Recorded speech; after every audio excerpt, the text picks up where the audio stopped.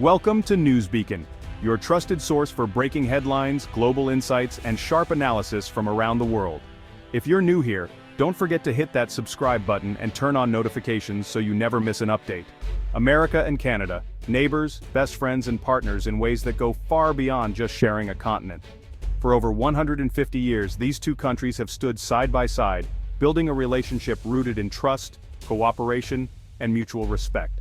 Together, they maintain the world's longest undefended border, a line stretching nearly 9,000 kilometers, with no walls, no fences, and for much of history, barely a hint of tension.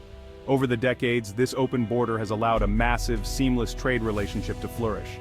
Every day, more than $1.7 billion in goods and services cross back and forth, supporting millions of jobs and fueling trillions in commerce for both nations. For generations, goods, people, and ideas flowed so freely that most of us barely noticed the border at all. It was a symbol of friendship, not division, until suddenly, everything changed. Recently, that easy partnership was upended.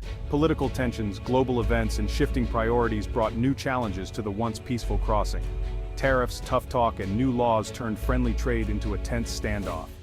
What was once a model of international cooperation became a battleground for economic interests. Suddenly, the border wasn't just long, it was complicated. Every shipment, every crossing, every handshake now carried higher stakes than ever before. Today, we're diving into how Canada, usually the quiet neighbor, decided it was time to stand up and fight back. No longer content to play second fiddle, Canada took bold action. They took a law meant to put America first and flipped it on its head, launching a high-stakes economic showdown that would test the strength of both countries' resolve. This isn't just a trade spat. It's a battle with huge consequences for businesses, workers, and consumers on both sides of the border. The outcome could reshape the future of North American trade. Buckle up, the world's friendliest border is about to become the center of a story you won't want to miss. Things are about to get weird, and the stakes have never been higher. To understand this clash, let's rewind to the Trump era. Trump's America First approach led to the Fair Reciprocity and Market Access Act, PhRMA, a law designed to strong-arm other countries into opening their markets to U.S. goods. If a country slapped tariffs on American products, the U.S. could hit back with identical tariffs. The law was a blunt instrument, meant to intimidate and protect American industries. But hidden in the fine print was a clause. If U.S. policies caused direct and substantial harm to another country's economy, that country could enact a mirror law. At the time, no one thought a close ally like Canada would ever use it. That assumption? A massive mistake. And it set the stage for everything that followed. For years, Canada tried to play nice on the global stage, negotiating in good faith, absorbing tariffs, and always hoping that cooler heads would prevail. Canadian officials sat across the table from their American counterparts, believing that reason and mutual benefit would win out. They weathered economic storms, quietly shouldering the burden of new trade barriers, all in the name of maintaining a strong relationship with their southern neighbor. But then came the PhRMA, the Foreign Restrictive Measures Act. For Canada, this was the last straw. It wasn't just another policy, it was a direct threat to the very foundation of Canada's economy. Factories slowed to a crawl, storefronts shuttered, and entire communities felt the chill of uncertainty. The ripple effects were impossible to ignore. In a move that stunned both allies and critics, Canada's parliament responded with unprecedented speed. They passed the Mirror Act, a near copy of the PhRMA but with a distinctly Canadian twist. It was a bold statement. Canada would no longer be a passive player in this high-stakes game. With the Mirror Act, Canada gained the power to restrict U.S. market access whenever American policies threatened Canadian interests. It was a new era of reciprocity. If you hurt us, we can hurt you right back. Armed with hard data and economic reports, Canada made its case clear. U.S. tariffs weren't just numbers on a page, they were costing real Canadian jobs, stalling investments, and putting livelihoods at risk. The evidence was undeniable. But instead of simply shutting the border or lashing out indiscriminately, Canada chose a smarter path. They targeted key U.S. sectors, digital services, manufacturing components, and agri-tech industries where American companies depended heavily on access to Canadian markets. It was a calculated move, designed to maximize impact while minimizing collateral damage. Suddenly, U.S. firms operating in these sectors found themselves facing new, tougher regulatory reviews.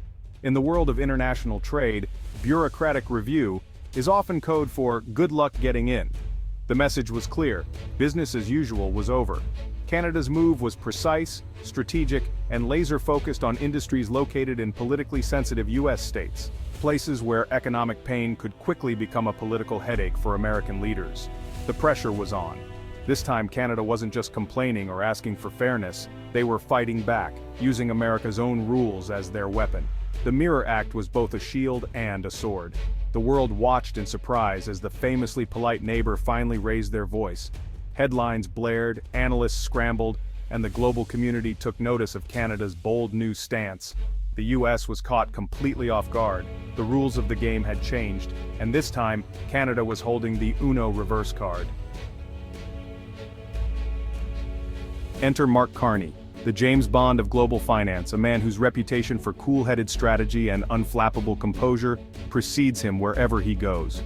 With his signature serious face and sharp suits, Carney has long been the go-to figure when economic storms are brewing.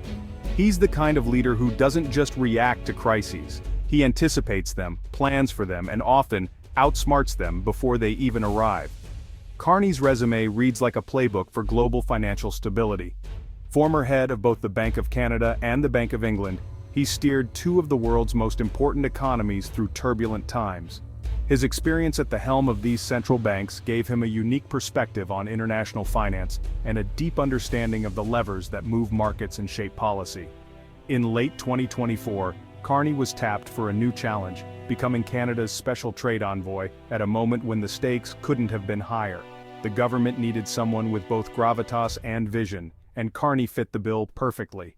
As the architect of Canada's bold response to the pharma, Carney dove into the details, assembling a team of top advisors and trade experts.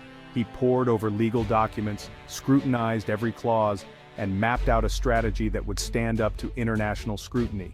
He built an airtight case, using the pharma's own language to justify Canada's countermove. Every argument was meticulously crafted, every loophole closed. Carney knew that in the world of high-stakes trade, precision is power. Carney's credibility made the world listen. This wasn't political theater, it was economic chess. His calm, authoritative presence reassured allies and unsettled opponents. When Carney spoke, markets paid attention and policymakers took notes.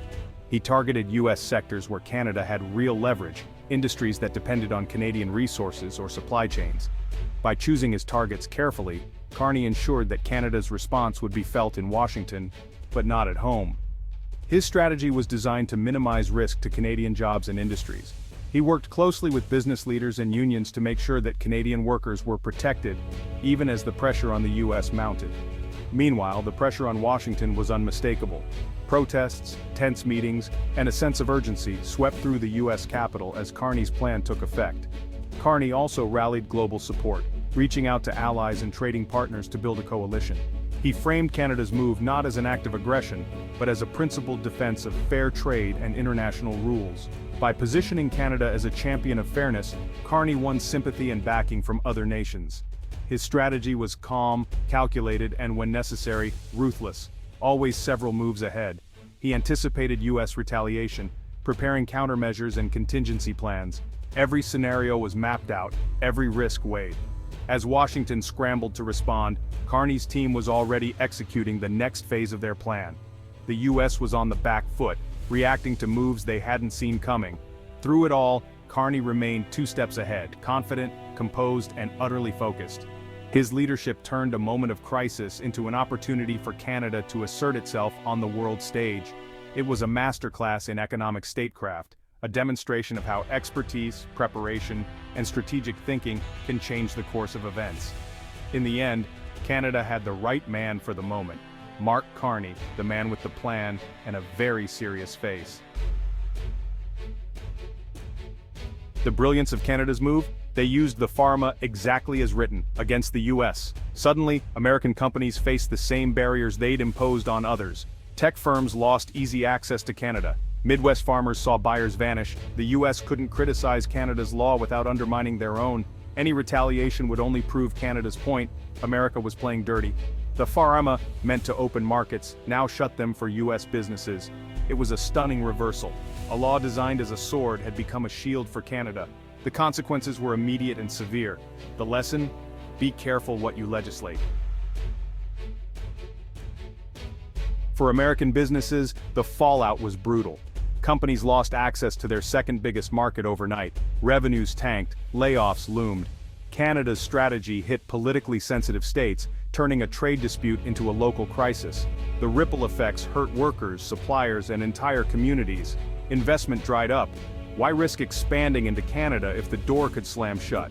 The trust that fueled decades of cross-border growth was shattered. The pharma, meant to help U.S. companies, ended up hurting them. America's show of strength exposed its own vulnerability. Now, other countries have a playbook for pushing back. The U.S. may have won a few battles, but it's at risk of losing the bigger war. The world is watching and learning. In Canada, the mood is cautiously optimistic. For protected sectors, this is a golden opportunity. Domestic firms can finally compete and grow. The Mirror Act is more than retaliation. It's a push to build up Canadian industry and reduce dependence on the U.S. The government is betting that short-term pain, higher prices, fewer choices will pay off with stronger homegrown businesses. Politically, it's a win. Canadians are united, proud, and no longer seen as pushovers. The move has sparked a sense of national identity and sovereignty. But the economic outcome is still unfolding. The gamble could reshape Canada's economy, or backfire. Either way, Canada has shown it can defend its interests with brains, not just brawn. The world is taking note. Trade wars hit home. American workers now face layoffs and uncertainty. The very jobs America First was supposed to protect are at risk. On both sides, consumers pay more. Protectionism means higher prices, fewer choices, and a hidden tax on everyone. Border communities feel the strain. Families, businesses, and friendships are caught in the crossfire. The easy, neighborly relationship is fraying. The real cost isn't just economic, it's trust, goodwill, and the fabric of daily life. The pharma's promise of prosperity has delivered anxiety instead. In a connected world, everyone pays for bad policy. So what's the takeaway? First, aggressive, one-sided policies can backfire in spectacular ways. Canada used America's own law to turn the tables, proof that brains can beat brawn. Mark Carney's strategy shows the power of smart, credible leadership. The era of unquestioned U.S. dominance is fading. Allies are learning to push back. Trade isn't a zero-sum game. Cooperation built decades of prosperity. Trying to win at your partner's expense means everyone loses. The best path forward? Stable, predictable, mutually beneficial relationships, especially with the polite neighbor upstairs. In the end, the real winners are those who work together.